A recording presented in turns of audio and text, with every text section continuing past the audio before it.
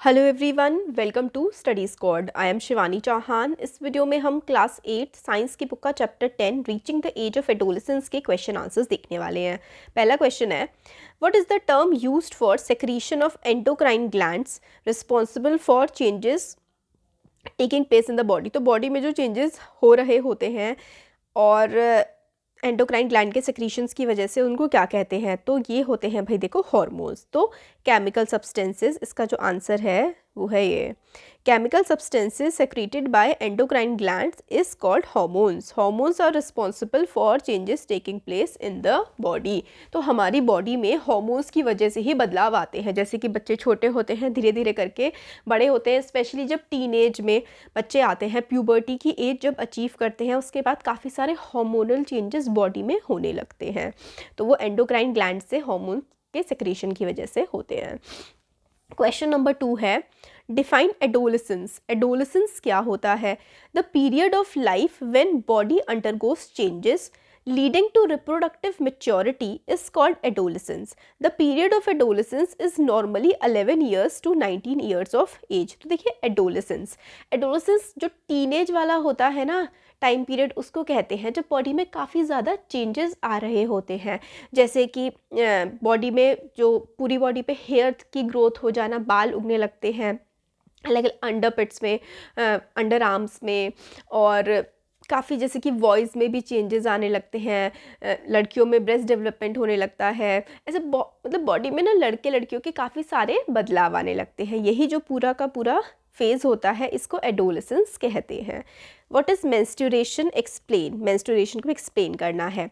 In females the ova or eggs begin to mature with the onset of puberty. तो 10 से 12 year की as में क्या होता है, एग्स जो हैं वो मैच्योर होने लगते हैं। One egg get matured and released by one of the ovaries once in about 28 to 30 days. तो लगभग 28 to 30 डेज में जो एग मैच्योर हो जाता है वो रिलीज हो जाता है। ड्यूरिंग दिस पीरियड, मतलब इस समय काल में, the wall of uterus become thick so as to receive the fertilized egg.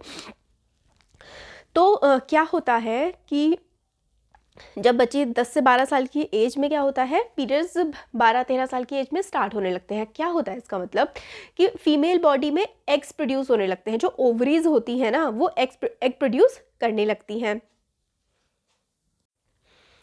तो जो एग प्रोड्यूस होते हैं, अगर वो फर्टिलाइज नहीं हो पाते, यानी कि स्पर्म से अगर वो मीट नहीं कर पाते, तो ब्रेक हो जाते हैं और फिर ब्लड रिलीज होता है।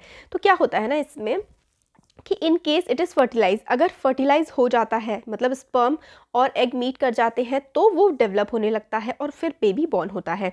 मतलब वो तो आप इतना समझ लीजिए फ़िलहाल कि अगर वो एग फर्टिलाइज नहीं होता है तभी मेंस्ट्रुएशन होते हैं। तो अगर फर्टिलाइज हो जाता है तो क्या होता है, तो प्रेगनेंसी हो जाती है। If the fertilization fails to takes place, the ovum or released egg and the thickened lining of the uterus along with this blood vessel are shed off. This causes bleeding in women. This is called menstruation. It occurs once in 28 to 30 days. तो देखिए क्या होता है, ये जो पूरा का पूरा प्रोसेस है ना, इसमें एक एज ग्रुप होती है 10 से 15 साल की एज ग्रुप, इसमें जैसे कि 10 से 12 दिया हुआ है, बट ये साइंस की किताबों में लिखा हुआ है। बट जनरली जो 10 से 12 साल की एज में पीरियड्स स्टार्ट हो जाते हैं, और उसमें क्या होता है, हर 28 to 30 डेज़ में, या फिर मतलब आप एक रफ साइकिल है, 28 to 30 डेज़ के टाइम पर हर मंथ होते हैं। और क्यों होते हैं? क्योंकि क्या होता है ना, फीमेल बॉडी में ओवरीज होती है। ओवरीज हर महीने क्या करती हैं, एग को रिलीज करती हैं। अगर वो एग स्पर्म से, जो कि मेल बॉडी में से आता है, स्पर्म से अगर वो मीट कर जाती हैं, अगर जो एग है जिसको ओवम भी कहते हैं, अगर वो स्पर्म से मीट कर जाता है, तो ये क्या हो जाता है, तब फर्टिलाइज हो जाता है। फर्टिलाइज हो जाता है तो फीमेल क्या हो जाती है, प्रेग्नेंट हो जाती है। और वो प्रेग्नेंट हो जाती है तो फिर उसके वही बेबी बॉर्न हो जाता है 9 मंथ बाद। बट अगर ये जो ओवरीज से एग रिलीज हुआ है, अगर ये फर्टिलाइज नहीं होता, यानी कि ये एग जो रिलीज हुआ है ये स्पर्म से मीट नहीं होता, अगर ये स्पर्म से मीट नहीं होगा तो ये एग क्या करेगा, टूट जाएगा। ये एग टूट जाएगा तो यूटरस की जो लिनिंग होती है ना, फाइन सी लिनिंग होती है, ये एग ब्रेक हो जाएगा और यूटरस की लिनिंग भी ब्रेक होने लगती है, और यही पीरियड के थ्रू बॉडी से बाहर निकलती है ब्लड की फॉर्म में। ये चीज़ है, होपफुली आप लोगों को समझ में आ गया होगा। तो अगर जब फर्टिलाइजेशन नहीं होता है, जब फर्टिलाइजेशन हो जाता है तो प्रेगनेंसी होती है, जब नहीं होता है, if the fertilization fails to take place, the ovum और the egg released and thickened lining of the uterus along with blood vessels are shed off. ये चीज़ क्या है, ये चीज़ समझो अच्छे से। अगर फर्टिलाइजेशन नहीं होता तो ओवम यानी कि एग, या फिर ओवम और एग एक ही चीज़ होती है, वो रिलीज हो जाते हैं and the thickened leaning of uterus, uterus की जो लेयर होती है वो शेड हो जाती है, वो भी गिर जाती है और एग भी टूट जाता है और वो ब्लड की फॉर्म में बाहर निकल जाता है फीमेल की बॉडी से। इसी प्रोसेस को मेंसुरेशन कहते हैं और पीरियड्स बोलते हैं, ठीक है। इसी पूरे के पूरे प्रोसेस को मेंसुरेशन कहा जाता है। होपफुली आप लोगों को समझ में आ गया होगा। अब क्वेश्चन नंबर 4 देखते हैं। List any changes in the body that take place in puberty. जो स्टार्टिंग में हार्मोनल चेंजेस के बारे में बात कर रही थी कि प्यूबर्टी के टाइम पर होते हैं, वो यहाँ पर आंसर में देखते हैं। The changes take place differently in the body and girls, the changes take place differently in the body of boys and girls at puberty. तो प्यूबर्टी के टाइम पर जो चेंजेस होते हैं वो मेल की बॉडीज़ में अलग होते हैं और लड़कियों की बॉडीज़ में अलग होते हैं। तो लड़के और लड़कियों की बॉडी में अलग अलग टाइप के चेंजेस होते हैं। क्या क्या होते हैं देखते हैं।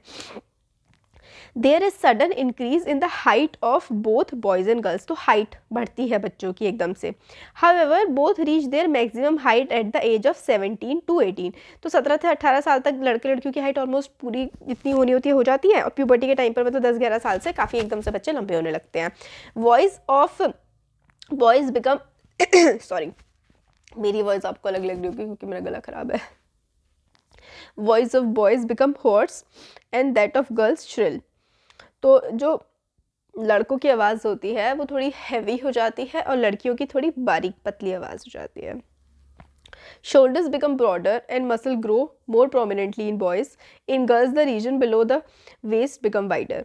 तो लड़कों के केस में जो शोल्डर्स यानी कि जो कंधे होते हैं वो चौड़े हो जाते हैं, और लड़कियों का जो पेल्विक एरिया होता है यानी कि वेस्ट, जो कमर के नीचे वाला हिस्सा होता है वो चौड़ा हो जाता है। हिप्स वाला एरिया चौड़ा हो जाता है लड़कियों का, और लड़कों के कंधे चौड़े हो जाते हैं। Hair started growing in different parts of the body of boys and girls. तो अलग अलग बॉडी पार्ट्स में, जैसे कि आर्मपिट्स में और प्यूबिक एरियाज में जो है प्राइवेट पार्ट्स होते हैं, वहाँ पर बाल उगने स्टार्ट हो जाते हैं इस एज में, 11 to 19 के एज में। In most of teenagers due to increase secretion of sweat and sebaceous gland get acne and pimples on their face.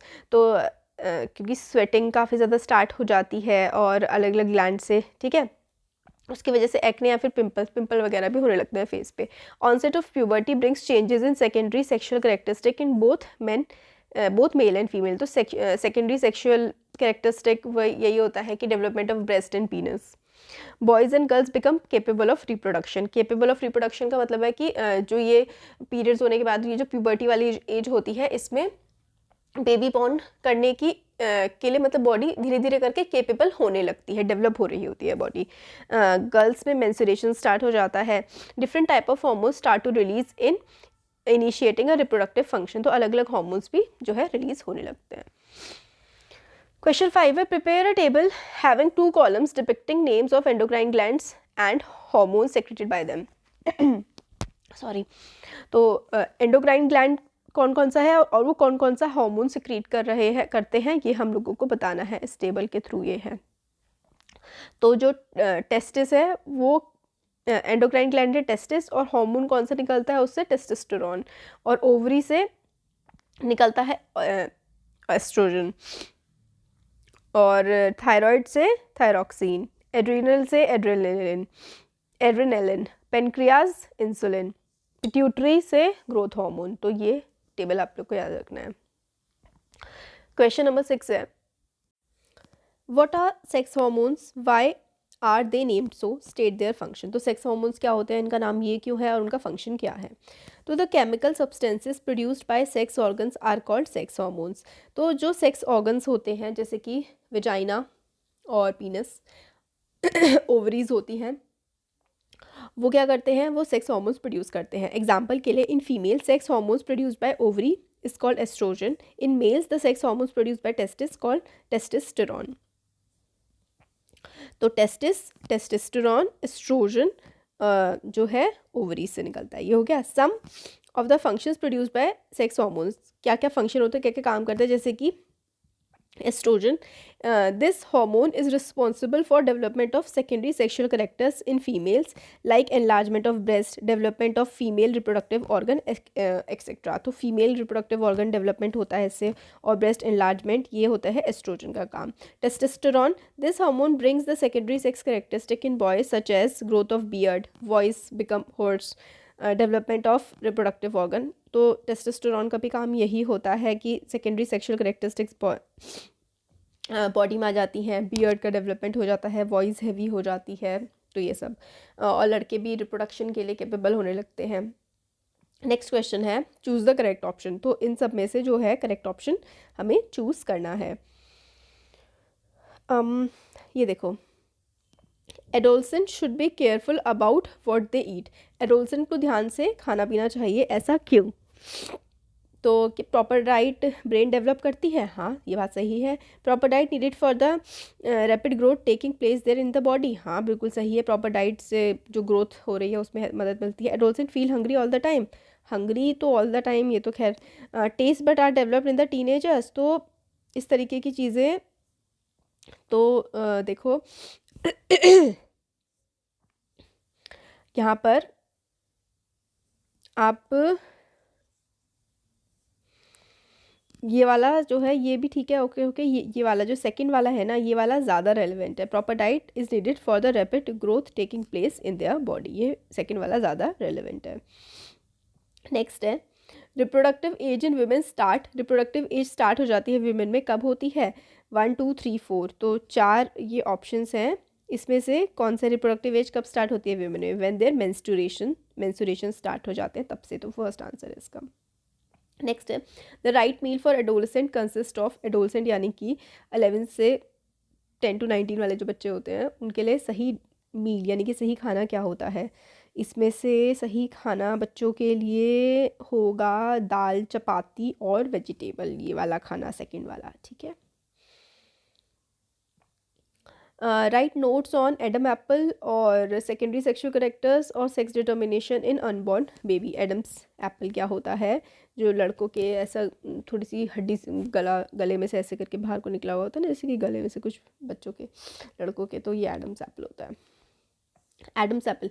In human males, the larynx grow larger at the time of puberty and can be seen as a protruding part of throat. This protrusion is known as Adam's apple. In boys under the influx of sex hormones, the larynx become prominent. Due to this, the vocal cord become thicker and longer, which causes the voice hoarse. On the other hand, in females, the larynx is small in size and is hardly visible. Therefore, girls have a high-pitched voice while the boys have a deep voice.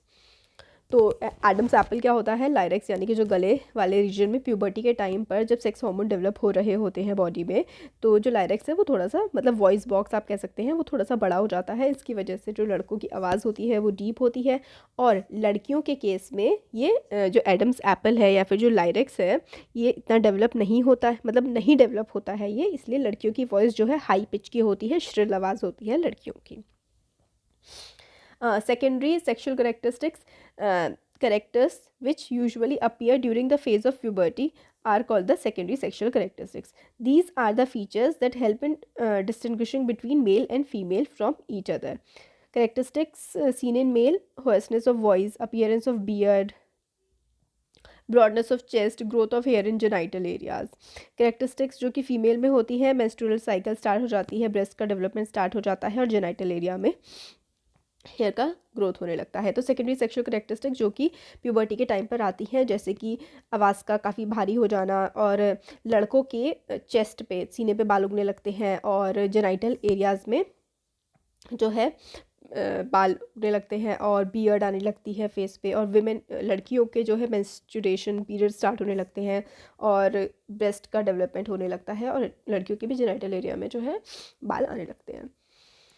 Sex determination in the unborn baby, यानी कि जो बच्चा भी पैदा नहीं हुआ है ये पता करवाना कि वो लड़का है या लड़की। तो sex of a unborn baby depends on the pair of sex chromosomes that are present in the cells of the baby. X and Y chromosomes are the sex chromosome in humans. Ovum always contain X chromosome. Male sperm may carry either X chromosome और Y chromosome. तो देखिए क्या होता है ना, ऐसा होता है कि फीमेल जो है, मेल और फीमेल, ठीक है, मेल के पास तो सिर्फ और सिर्फ क्या होते हैं, मेल देखो हमें यहाँ पर बताया गया है कि ovum always contain X chromosome, male sperm may carry either X chromosome और वाई क्रोमोजोम। तो देखो मेल के पास होता है एक एक्स क्रोमोजोम और एक होता है वाई क्रोमोजोम। फीमेल के पास दोनों के दोनों एक्स क्रोमोजोम ही होते हैं। बच्चों आज ना मेरे गले में प्रॉब्लम हो रही है तो थोड़ा पढ़ाने में प्रॉब्लम हो रही है मुझे, ठीक है। मेल के पास एक्स और वाई होता है और फीमेल के पास एक्स और एक्स क्रोमोसोम ही होते हैं। अब ये मेल पे डिपेंड करता है कि भाई बच्चा लड़का होगा या लड़की होगी, क्योंकि फीमेल के लिए क्या होता है, अगर एक्स और एक्स, एक्स और एक्स, एक्स और एक्स मिलते हैं तो क्या होती है फीमेल, ठीक है। और अगर वाई और एक्स मिल जाते हैं, वाई और एक्स मिल जाएं तो होता है मेल। तो किस पे डिपेंड हुआ कि लड़का होगा लड़की, लड़के पे डिपेंड करती है ये चीज़, लड़की पे नहीं करती, ठीक है। तो male genetic makeup is 44 autosomes plus XY chromosomes and female genetic makeup is 44 autosomes plus XX chromosomes.